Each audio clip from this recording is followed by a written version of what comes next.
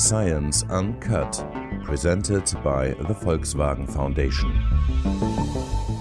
In Germany, freedom of research is fixed in the Constitution. In Article 5, Paragraph 3 of the Grundgesetz, the basic German law, the freedom of science and research is guaranteed without any explicit limits. What does this mean for researchers? Rüdiger Wolfrum works at the Max Planck Institute for Comparative Public Law and International Law. He is the president of the Ethics Council of the Max Planck Society and was involved in the development of regulations for the oversight of embryonic stem cell research in Germany. In his talk, he explains under which conditions the government can impose standards for safe research and restrict the publication of the results of certain research, despite this constitutional guarantee of the freedom of research. The government cannot limit how a scientist defines the research he does. However, when research is actually being conducted, the government can and must play a role when it comes to issues of safety. When research could potentially endanger the basic human rights of others, their lives, for example, or their health, then there is a duty to protect them. Risks cannot simply be ignored, Wolfrum argues. The greater the potential damage, the less willing we are to accept these risks. Wolfrum goes further. Both individual scientists and institutions have a duty to anticipate the misuse of their research by others. One of the examples Wolfrum has in mind is research on the modification of influenza viruses. This falls squarely under the Convention Against Biological Weapons. If scientists modify viruses to research diseases, they know that these modified viruses could also be used to spread diseases, and therefore the scientists cannot ignore the consequences. Rüdiger Wolfrum's talk is titled, "Why Not All Research is Free: Constitutional Limits of Science." He gave his talk in Hanover on December 11, 2014, at the Herrenhausen Symposium, Dual-Use Research on Microbes, Biosafety, Biosecurity, Responsibility. The symposium was organized by the Volkswagen Foundation.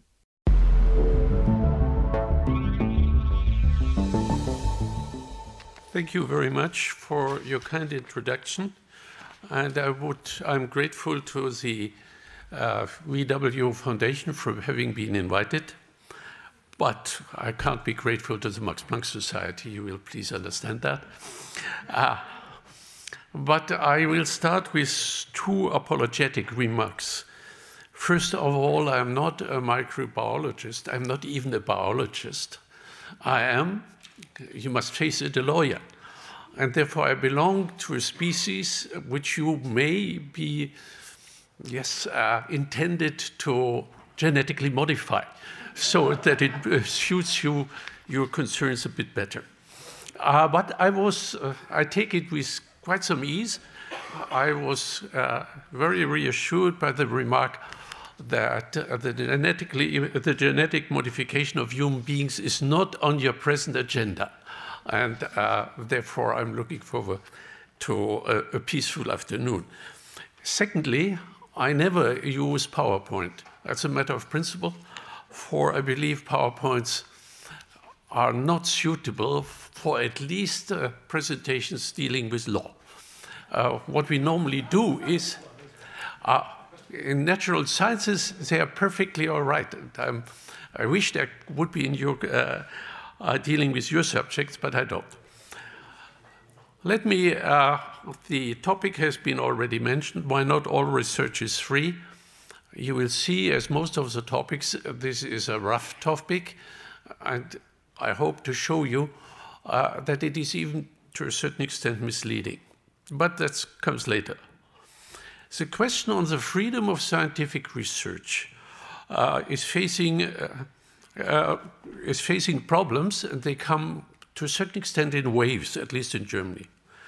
The events triggering these upheavals against the freedom of scientific research every third or fourth year are, you have to face it, mostly triggered involuntarily by scientists, either by developing new techniques or embarking on new research systems or patterns, such embryonic stem cells, or the let me say, the cultural environment has somewhat changed, and therefore some research which was considered totally uncontroversial is now considered controversial.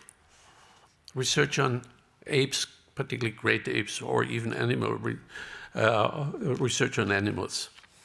And there are also research which, for one of the other objectives pursued, research on issues which are used in wars, come up for critics.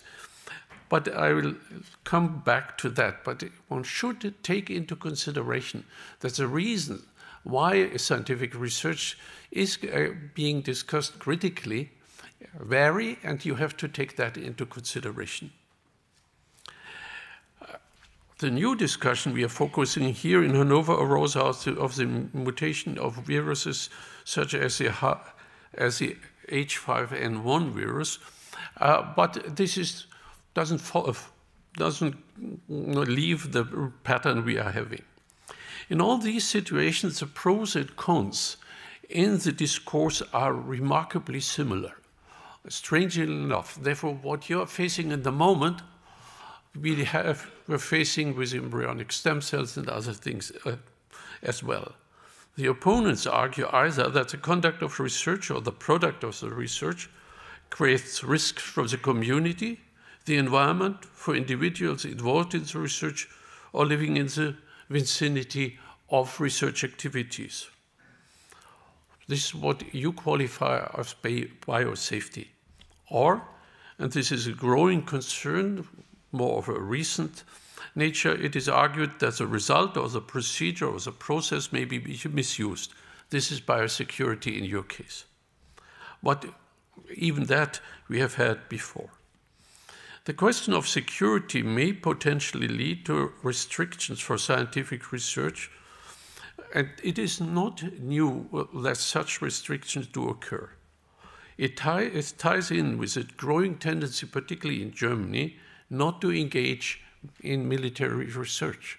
It's only half a year ago that the universities in Baden-Württemberg were faced with a policy, let's say, plan.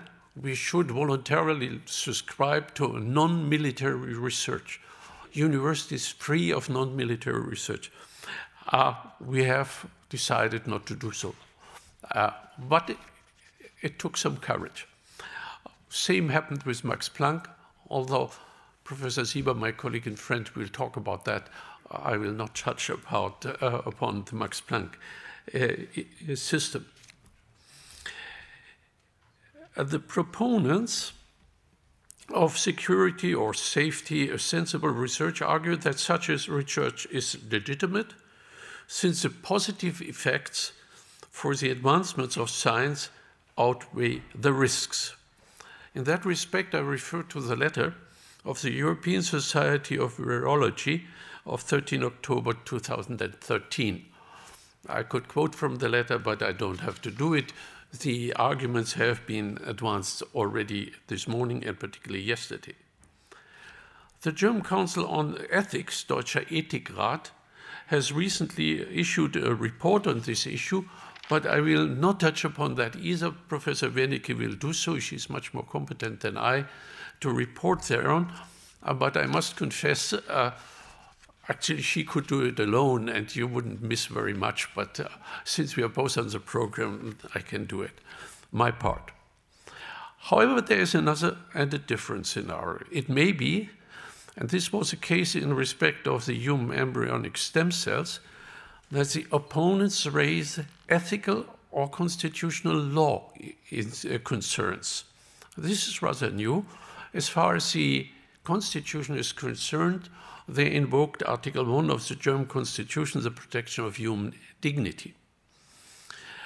Another scenario is constituted by the claim that ethical standards have changed. As I mentioned, this is a case for research involving animals. Please keep these scenarios apart. They are different, and they require different answers, and the answers will be different. When it comes to human dignity, there is very little you can do, for this is the highest value in the German Constitution. but I'll just say it as a side remark. The response of the government in all these cases are remarkably unclear or even diffused. Either the government doesn't react at all. I don't think that's positive for scientific research. It may not. Or, as in the case of embryonic stem cells, they come up with a law.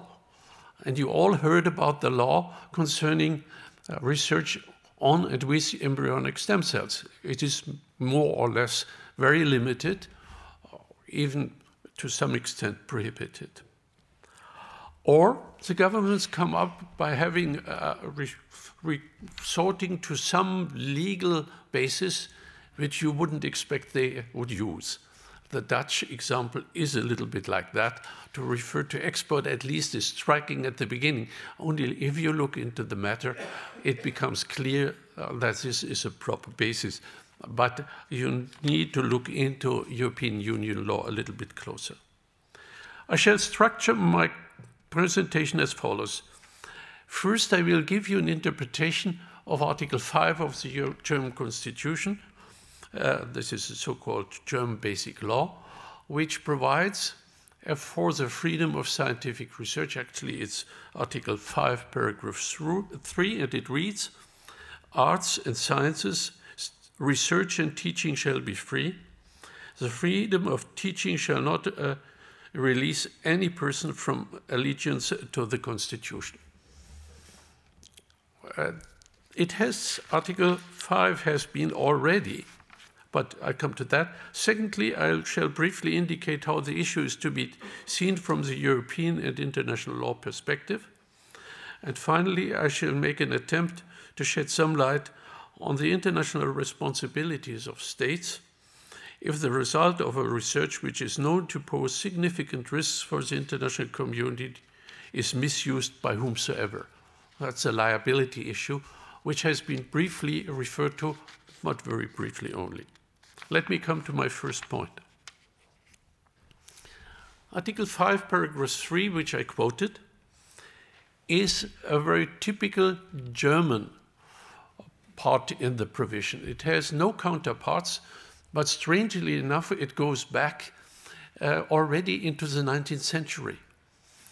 It was in Prussia, you wouldn't believe that, I didn't either, already in the Constitution, and it was done so as a reaction to the 1815, not wrong, 1815 conservative moves which came from Austria. In Prussia, the feeling was that research should be protected, whereas in Vienna one felt that professors should be a little bit tied up or more obedient to what the emperor or the court wished to have been done.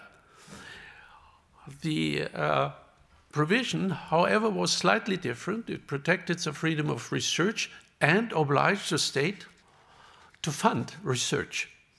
Unfortunately, this was given up later, and therefore we still have the freedom of scientific research without the funding. Bad luck, I must confess, but we had the same in the Weimar Verfassung, and from there it came into the Grundgesetz, and the terminology, the wording why you speak of science and research parallel to each other is not quite clear. Some people say it means the same. You shouldn't take it as that. There is a different meaning, but it doesn't concern us. For me, the one is the research in the university, science, and research refers to research in industry. But that is not uncontested. Be it as it may, here we have that provision. Only in the last 20 years, some other states followed in that respect. Portugal, Spain, and Greece have adopted a similar provision, but apart from that, constitutions normally don't refer to the freedom of scientific research. What can we take from the freedom of scientific research? It has, if you look into the historical development, a double objective, which is unfortunately also a little bit its weakness. First and foremost, it is meant to protect the individual freedom, the freedom of the one who does research. By the way, it's not only the professor, it includes at least all research assistants and even research students. Occasionally not fully understood, at least certainly not implemented in practice always. But this is besides the point. I just wanted to mention that. Secondly, however, it means to foster innovation. That was very clear under the Prussian rule, namely that science and research serve the interest of the community at large. When I said it's a double objective, it's also a double-edged sword. For if the research doesn't serve the interest of the community at large, does it mean it can be restricted? I leave that open, and I'm not going to go into that. So far, it has never been invoked. The next question is, who defines what is scientific research? Is it the international or the national community? There were attempts to do so. There was, and there are permanently ideas that politics will formulate what we should research. Fortunately, so far, this has never become the mainstream and never accepted by the Constitutional Court.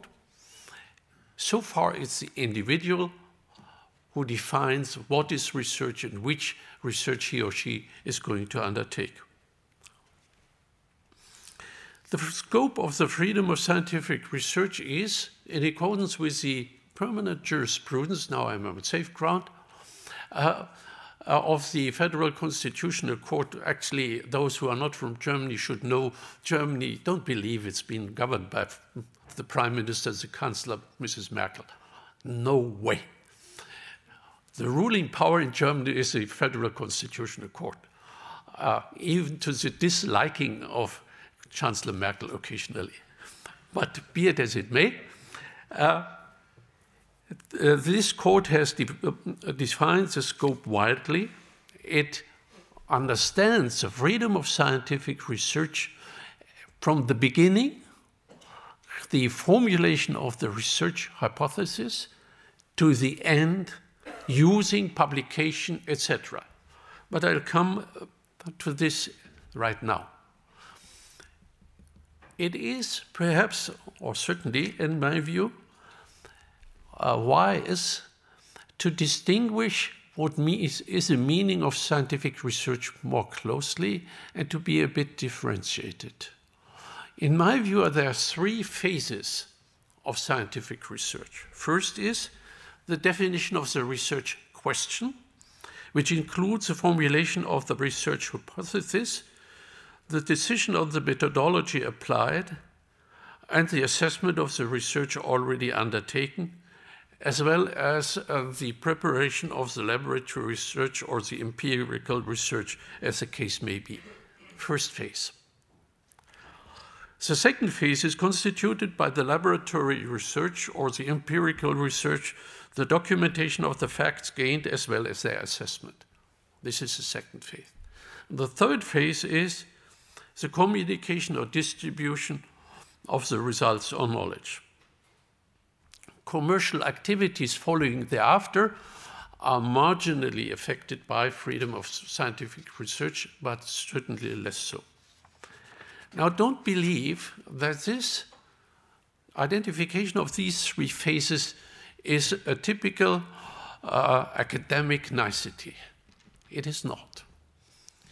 You will see that I will use it later when I talk about the limits to give you a mechanism how to establish whether the limitation is substantial. And this is a very, very important token to weigh the limits, how they work, against the benefits of the research or the expected benefits. For if you would limit scientific research on the first phase, how to formulate your research question, which means you close the books on this research. I'll explain to you later, this is impossible. End of the story. On this, I'm saying so, I'm justified also by the historical development of that principle. When it comes to second and third phase, the situation is quite different. Let me now turn to the limits of the freedom of scientific research. I read out to you the text. Sure, you are not familiar with the practicality and the system of the German basic law. Different from other constitutions, we don't have a clause, an exception clause in general. We have our exception clauses to the freedoms and rights always attached to a particular article. And if you remember what I read out, there's none. Freedom of scientific research is one of the very few rights, individual rights, which is not limited by the Constitution. The other one is a freedom of art, and the third one is a freedom of religious services. Everything else has limits. Stricter one, less stricter ones. And in this respect, the constitutions are very different, by the way. And this makes a huge difference to other constitutions where the freedom of scientific research is considered under the freedom of opinion. For then the rules how to limit the freedom of opinion, there are always some, do apply. They don't apply here. Attempts have been made. By the way, they are in Article 5, Paragraph 1, and there are limits. The attempt to take these limits for the freedom of scientific research have been rejected by the Constitutional Court. It's one of the first tasks I normally gave to my students to explain why this too should be different. Having said that, however, I must tell you that the freedom of scientific research has no direct limits, no explicit limits, but it faces indirect or implicit limits.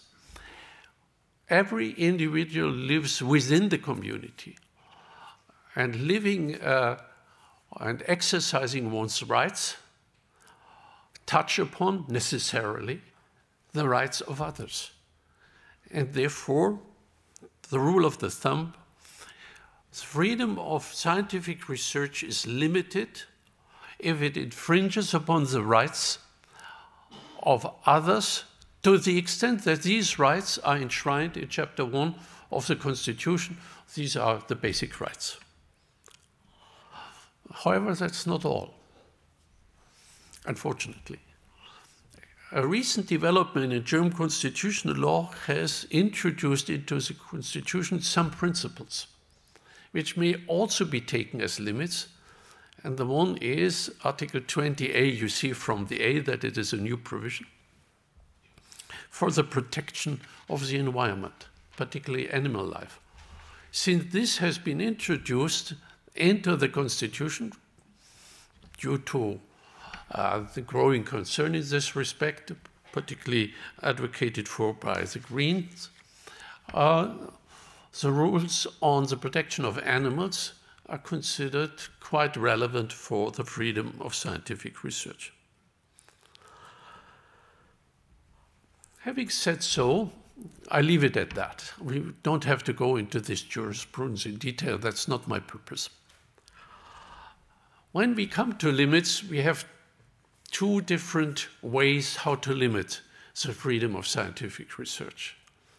One, to say a certain activity is no research. That's the easiest way to get out of that. And very often that's being used. For example, when we talked about embryonic stem cells, there was a strong minority arguing that this is no research, and therefore paragraph 3 would not be applicable. Fortunately, the majority didn't follow that. But there are certain activities which would not fall under research. Without going into German history, which I want to refrain from, accept it, please, that all research on human beings against the will of that person or without that consent does not come under the coverage of the freedom of scientific research. Also, torture doesn't come under the freedom of scientific research, to say that. But having said that, it doesn't change the problematic situation we are having. We must now look into the limits. And there are limits which either go against the experiment, or the laboratory work, under the protection of safety, and the other ones may deal with security. Let me first deal with the limits dealing with safety. What's the basic? Remember what I said. These limits have to reflect the rights of others. These are the rights of life or health. I'm speaking about safety, which may be endangered. And they justify certain limitations. For example, that research on viruses has to be undertaken in laboratories such as number 3 or 4 laboratories. This is a limitation, no way to deny it, but it is justified from the point of view that here the life or health of others is or may be at risk. Now, what is the reaction of the government, or what may be the reaction of the government issuing such laws? The scope, the possibility of the governments are rather wide. First of all, it is for the government to decide whether there is a risk. It is not, and you must unfortunately accept that, it is not for the scientists to describe the risk or to establish the risk. The scientists will provide the information, and the government will decide. The government has a discretion in that respect. Only if that decision is totally unreasonable, then there may be a legal problem. Also, it is for the government to decide which measure to take. Self-regulation, guidance, codes of conduct. But I must disappoint you. Under the German system, limitations to human rights always have to be based upon an act of parliament. This is also written down in our constitution. And therefore, what we need is an act of parliament. We do have many acts of parliaments which provide for such limitations. I heard yesterday, and to a certain extent today, that this research on viruses is basic research. I like that word. Coming from Max Planck, we believe that we all only do basic research without looking for implementation or whatsoever. And this is like a mantra which we are holding very high. Let's be honest. Trying to be honest, let's put it that way. There is very few research which you can qualify as being pure research or basic research. Sure, we have a couple of institutes on astronomy. 2 of them do research on the black hole.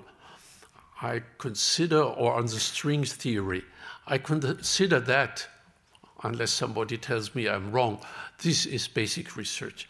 But even what I am doing, I'm certainly not doing research which you would qualify as basic. I always look not only over the shoulder, but in front of me, what is the practical use in that respect, and is there any practical use? And I think that most scientists do the same, although the implementation is far ahead.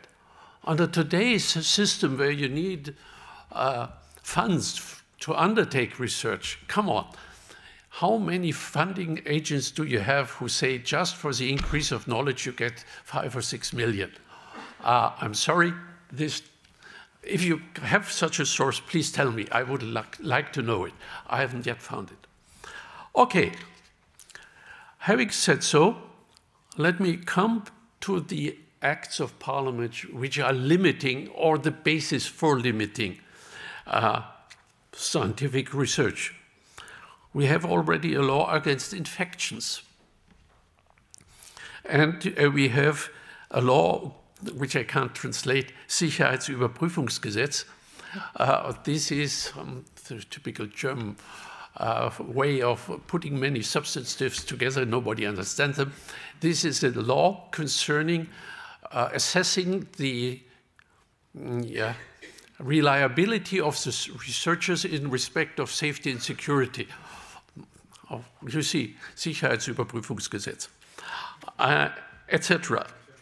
All these laws implement or specify limitations for scientific research activities on viruses or the genetically modification of viruses with a view to protect the life and health of those involved or associated with such research, or which may be, due to an accident or otherwise, exposed to such viruses, modified or not. Such laws, and you should take that into consideration, do not prohibit the research, not at all. Or they don't prohibit the modification of viruses. They just try to contain the risk. Therefore, mostly they require that the research is undertaken in these safe laboratories referred to a couple of hours ago. This is certainly legal or constitutional and in accordance with Article 5 of the Constitution. Let me come to my third ring of scientific research, namely whether it is possible to limit the modification, the publication on modification of viruses, either on the result or the process, or whether it is possible to stop the transfer of such modified viruses to others. As I said, this is the third phase of scientific research. It is evident that making the results of the research as well as its process public, as required, has been said, and I fully endorse that, under the rules for good scientific practice, this may raise additional questions. This creates first the risk that the public at large may get into contact with such viruses, and second, that they may be misused by others. I shall discuss this under two different aspects, namely, whether the production of modified viruses beyond research is prohibited, in particular under public international law, and whether the transfer is restricted under European Union law, and whether the scientists must anticipate the misuse of the result of its research. Public international law standards for the protection of scientific research are, you can take it for granted, inferior to Article 5, Paragraph 3 of the Basic Law. Here, in international law, scientific research is protected as part and parcel of the freedom of opinion. There is a little bit better protection, but not that much. The freedom of scientific research is protected under Article 19 of this Covenant for Civil and Political Rights, as I said, as a freedom of opinion. But this freedom may be limited with a view to protect the rights of others and for the protection of national security or public order. Public order is very wide-ranging. This gives states a very wide discretion to interfere. For example, what is happening in Hong Kong in the moment, cleaning the streets, is public order. You can do whether you like it or not. It's for the Hong Kong government to decide what the public order does require. The same is true for the European Convention for the Protection of Human Rights and Fundamental Freedoms. However, certain limits for the freedom of scientific research are to be deduced from particular international instruments, one of them being relevant to the context dealt herewith, This is a convention on the prohibition of the development, production, and stockpiling of biological weapons and toxin weapons and their destruction. Sorry for the long title. It has been referred to here, and the speaker said he walked around and asked people whether they ever heard of that convention. Unfortunately, he never asked me. I know that convention quite well. Therefore, it may be not known to some, perhaps not in the scientific community, but to us lawyers, it is a well-known convention. Perhaps a little bit of training and making that public is called for. As it has been rightly pointed out, this convention prohibits that the states develop, produce, stockpile, or otherwise acquire or retain microbial or other biological agents or toxins in quantity that have no justification for prophylactic, protective, or peaceful purposes. That's Article 1, which was referred to.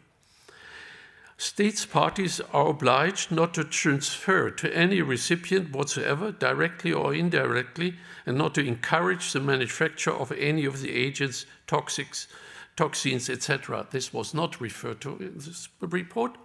The convention demands that the state parties undertake the necessary implementation measures. To make a long story short, to believe that the research on these toxins, etc., agents is permitted or even safe, I have my doubts. Sure, it is difficult to establish for what purpose this is being done, but to say it is for medical purposes is not enough. You have to prove it. It's the burden of proof rests with the scientists, not with the outsider. And Saddam Hussein could say as much as he wanted that he does not produce nuclear weapons. Nobody believed in him. Same in Iran. Therefore, you see how this system works. This Biological Weapons Convention is one of the big issues, and anybody who is, except perhaps for Russia and other big states, doing research on that are considered that they don't mean well. There's an assumption that they prepare something which is prohibited rather than something good for humanity. You should know that. You may disagree, but that's the assumption of the community at large. Therefore, when it was asked who other does that kind of research, I can name you a couple of states, not only Russia, that is well known, but also others. And I fear I wouldn't even know all of them. There are certainly some we might not think about in the moment. This is all not very expensive research. Okay, what is clear, and there we have even a statement from the meeting of states parties, that the modification of viruses, genetic modification of viruses, or the research on such viruses falls squarely under the scope of that convention. The meeting of states parties, that is the group for the non-lawyers, which can provide some interpretation and marginal further development of that convention, have promised to work on a further code of conduct in research on that. They have not yet come up, but they will. After a while, it always takes a while, and I assume this will happen within the next 2 or 3 years. You better take that into account. The position, not to be one-sided, of WHO is much more positive in that respect. I may draw your attention, but it has been mentioned, that the WHO has a framework agreement for the exchange of influenza viruses and provides for the possibility of transfer of such viruses under particular safety conditions.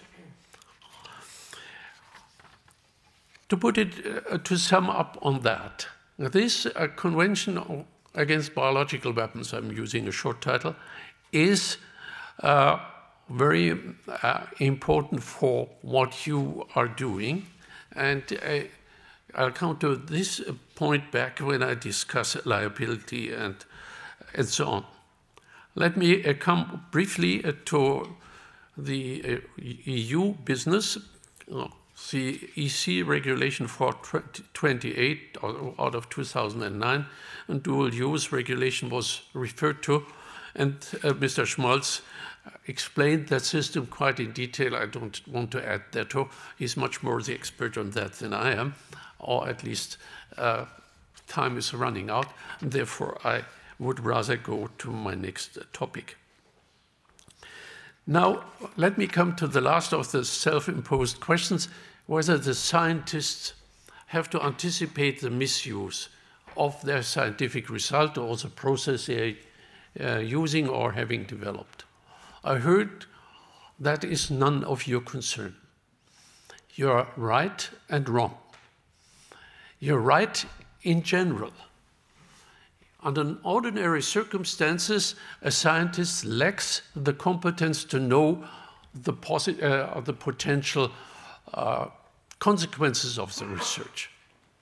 But if you modify viruses to do research on on diseases, then you do know that they could be used to spread diseases. Therefore, this is not very easy here to dissociate you from these potential uses. In this respect, I believe here scientists should be aware what they are doing and cannot ignore the direct consequences. Sure, don't come with the example of a manufacturer of cars in Hannover and traffic accident. It's not the same. A car is designed for transportation. The modification of a virus is meant to give the virus a different function, which is of relevance for your research. Therefore, this is not the same thing, and let's not mix up different issues. Let me therefore come to which limits are permissible. That's actually what you want to know. And here I come to my 3 rings. My answer is first, in respect of the definition of your research, the first phase, no limitation at all. Let me explain why. First, the impact on your research would be fantastic. It would kill the research. But the result of that research is not yet to be seen. Therefore, if you look at the scales, there's no quid pro quo. Therefore, there cannot be a prohibition to think. Let me come to the second point. What are the dangers in the second phase? This is a safety issue. And here, the safeguards are the ones on protecting those people who may be exposed to accidents, mistakes, human errors, or whatsoever. These are a risk which cannot be, so to speak, pushed aside by saying it never happened. This is not a very good argument. As some of you may know, I'm a specialist on environmental law and particularly maritime issues. I have seen roughly 1.5 years ago, 2 years ago, a wonderful study, independent study, that oil rigs never produce pollution of the sea, never. For that reason, we never got the funding for a seminar dealing with that issue. Only 3 months later, we had the counterexample. Therefore, always there is a possibility that a risk materializes. And I come back to what I said yesterday in the discussion. The bigger the damage done, the more the threshold for accepting that risk goes down or increases, whatever picture you use. If, for example, an atomic power plant explodes, the effect, let's take Cattenom, on Germany would be fantastic. Therefore, this risk has to be reduced to the maximum possible. there is nothing where you can say there is no risk at all. I was sitting in a court dealing with nuclear power plants, and we accepted there's always a risk at the end of the day. But one thing was clear. Nuclear power plants had to be protected and safe against terrorists, the accidents of airplanes on top of them, of helicopters and whatsoever, earthquakes, etc. Therefore, this risk was taken very seriously and therefore had to be reduced to the minimum possible. Yesterday, I heard figures which are contested about the potential effects. But even if only a fraction of that is true, this would be a very significant risk since it involves human beings. Last point on that, and then I come to liability, where I will be brief, is the misuse of others. Do you have to anticipate the misuse of others? I said yes. And the potential of that misuse is significant. Let's assume, not to deal with the Islamic State people, would have at their disposal biological weapons. Can you imagine that? We better would not like to imagine that. Then they should rather have atomic weapons. That's less dangerous, I believe. Having said so, this has to be taken into consideration. Although security issues, I heard that this morning, have in the whole discussion lost a little bit on impact, fine, but you can't forget about it. It is still on the books, and the governments will respond thereto. And this is for the following reason, namely liability. Let me give you a brief outline, just 3 sentences on liability. State liability, and I'll talk about that first, arise if a state commits an international wrong, and this wrong causes damage whatsoever to the environment, to human beings, property, you name it. There's no limits to that. The only piece which is relevant is the causality. Okay, let's assume a state, let's say Germany, is disregarding its obligation under Article 4. I read out what is in Article 4 on the Biological Weapons Convention, namely to implement safety standards against biological weapons or these toxins being developed. Let's assume Germany would not do so. Then Germany would be held internationally liable. It's as easy as it is. Don't say you can't quantify the damage to be done. This is a minor thing. You can, first of all, you can, and I can explain to you how you quantify that. And secondly, this is not the point. The point is that Germany wants to avoid this liability. Every single state wants to avoid that. And therefore, states are never insured. You may not know that, but governments don't insure themselves. Nobody could pay for that. And therefore, this is one of the incentives why states look upon this kind of research. What's about you individually? If you disregard safety standards, you're held liable personally.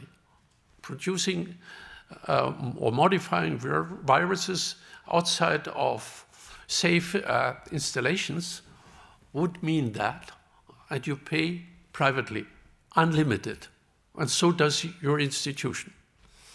Therefore, and the same is if a virus, a modified virus, is being misused by the activities of somebody who has stolen them or taken your publication, although you were not meant to publish it in this way.